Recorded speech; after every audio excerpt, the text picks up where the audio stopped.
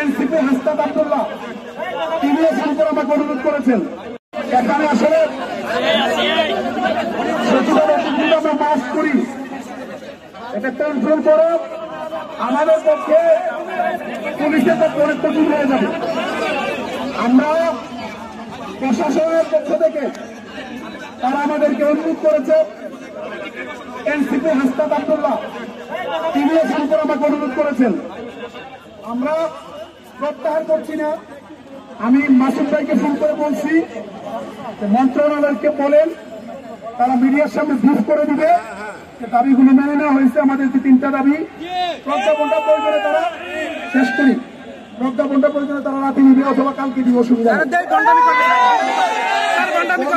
আমরা মেনে নিয়েছি।